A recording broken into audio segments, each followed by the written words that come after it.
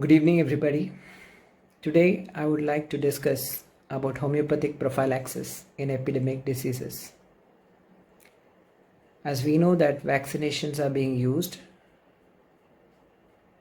by modern medicine as a preventive for various diseases, homeopathy also has been using medicines as preventives in various epidemics. Homeopathy was founded by Dr. Samuel Hahnemann, and he used belladonna in a condition called a scarlet fever, which was at that time affecting people. Almost 90% of the people who were exposed to the scarlet fever developed the illness at those times, and he used belladonna as a preventive. Dr. Dudgeon, during those times, did a study where 10 allopathic doctors prescribed belladonna in different cases. 1,646 cases were studied, out of which 123 only contracted the disease. That is, only 7.4% contracted it. As I told you, in those days, 90% of the population who got exposed used to get affected by the disease. So there was about a 92.6% protection.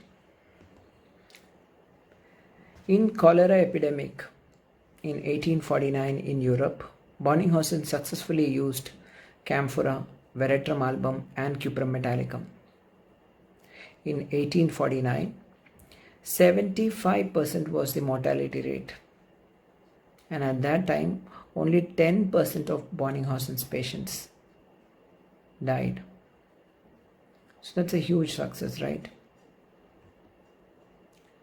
Bonninghausen prevented smallpox using variolinum and thuja.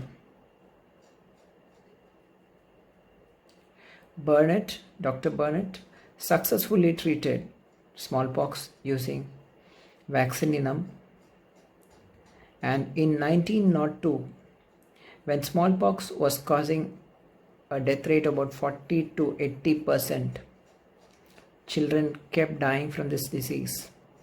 At that time, Dr. Eaton of Iowa prescribed variolinum. For 2,806 patients, he gave variolinum, of which 547 patients were definitely affected.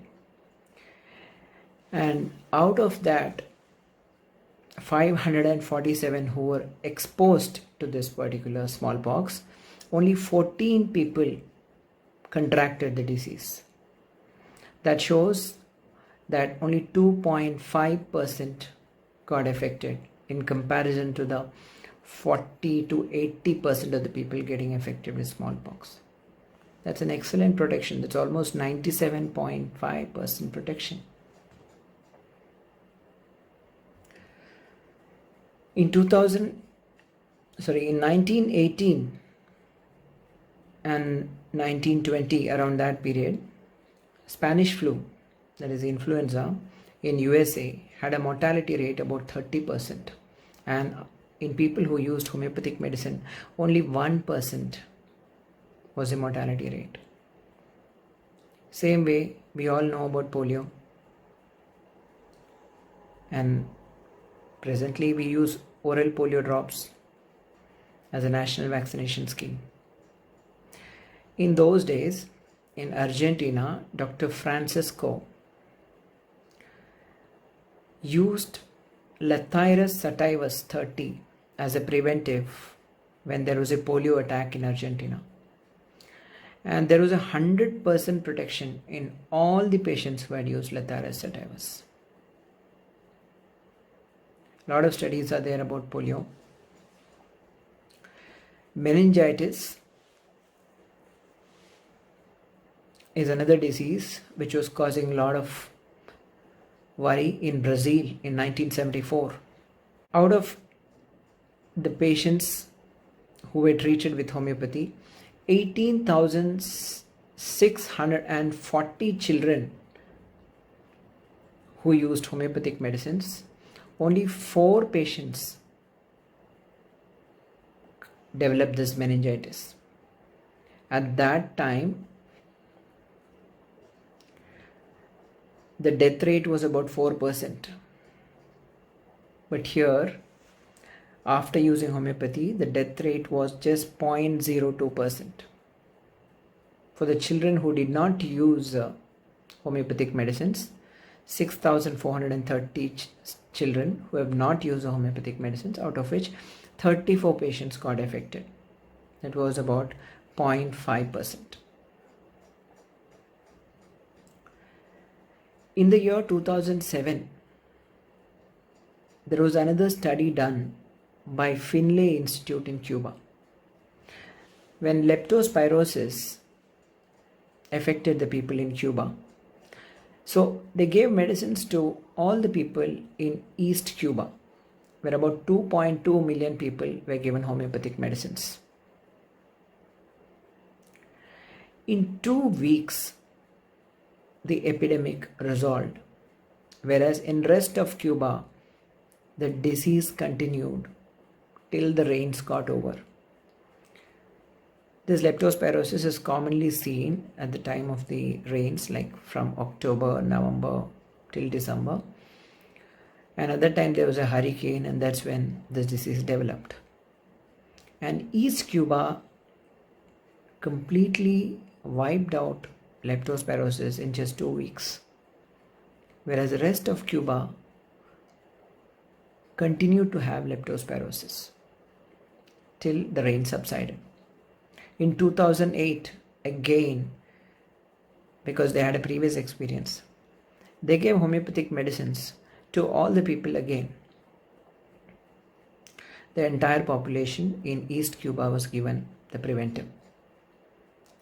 And this time they observed not a single case of leptospirosis was seen in East Cuba, whereas in the rest of the entire Cuba, people had cases of leptospirosis till the rains got over.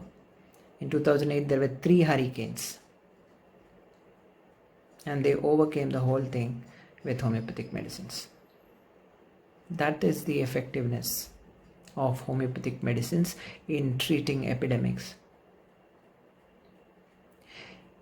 If you can identify the right preventive, there is nothing like homeopathy which can sort out these kind of epidemics.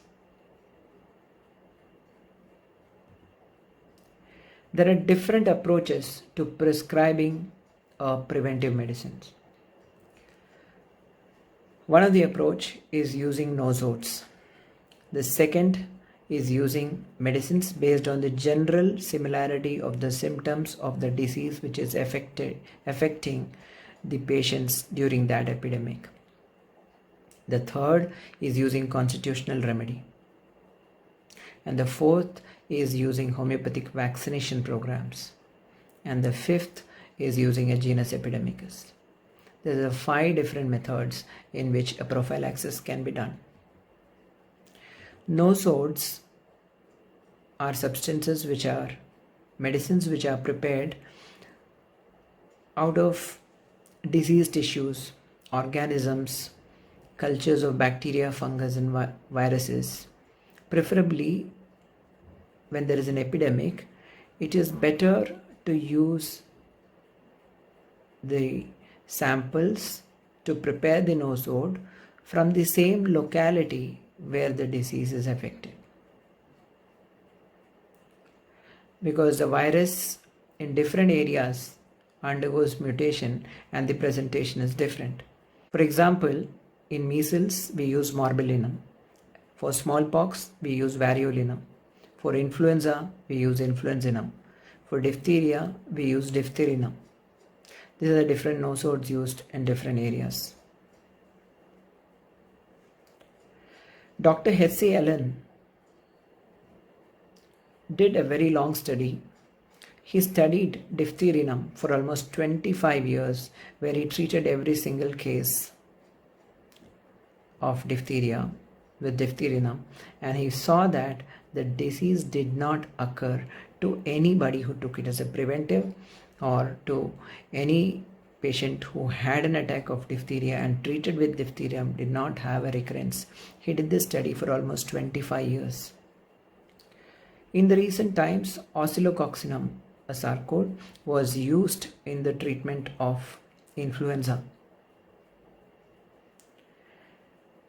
And they found that there was a decline in the severity of the symptoms and the duration of the disease. But it was not so effective as a preventive.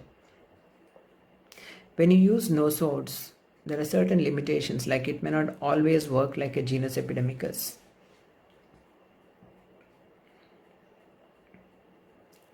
And so, nosode can help to some extent when your genus epidemicus is not clear. I'll come to what is genus epidemicus subsequently. Based on the similarity of the symptoms of the patients, which the patients develop at the time of the epidemic, remedies can be selected.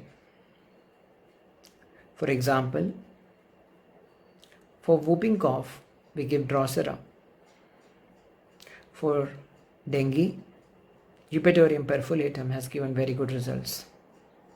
For measles, Pulsatilla has given excellent results. For scarlet fever, Belladonna has helped. And polio has been treated successfully with Lathyrus sativus. 5,000 cases were treated in a study with Lathyrus sativus, and believe me, not a single person who took Lathyrus sativus got polio.